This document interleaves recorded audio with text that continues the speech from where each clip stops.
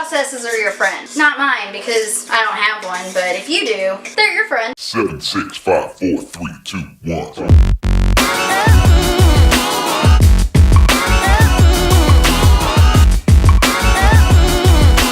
With September creeping up on us like the ex that just can't take a hint, we start to slip back into our comfort food zone to satisfy the desire to indulge. Being smart about it can save us a lot of wasted time and energy by replacing something that was once toxic with something that's slightly healthier. But let's face it, it's still problematic when you offer it a spare key. That's why today we're going to be making avocado brownies. Nothing says I need to indulge in pure chocolate like Avocados. The first step of making this modern healthy dish is to take a glass bowl, or something similar if you don't have one. Pack your bowl down with dark chocolate chips and coconut oil. Then place your bowl over the simmering hot water. Let it melt till it's completely smooth. Once your chocolate is completely melted, remove the Use some kitchen hand protectors to remove it safely from this hot ass pot. Set it aside to cool. Next, you'll need to take a food processor and or a blender to blend up a puree of avocado. If you don't have any of those kitchen tools because you came very unprepared to this, improvise. You can use a potato masher,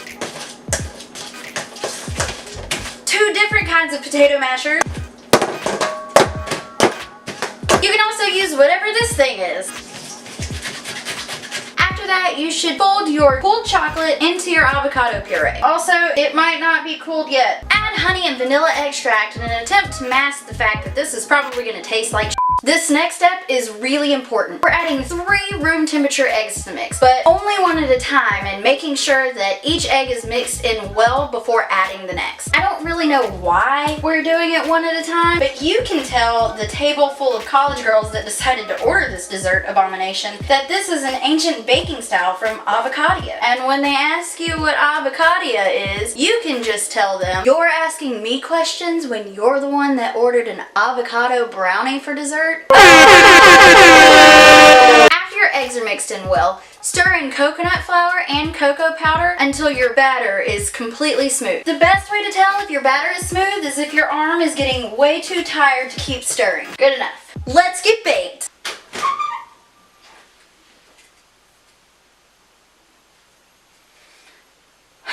Preheat your oven to 400 degrees and then start this video over. Now get baked. Set these to the side to cool. Now if you're like every other bougie person in the world, you might be asking yourself, how can I make these brownies better than they already aren't? The exact same way that the 90s made boy bands better. Frosting. Take a bowl full of avocado puree, add some maple syrup and cocoa powder to the mix. Tire out your other arm.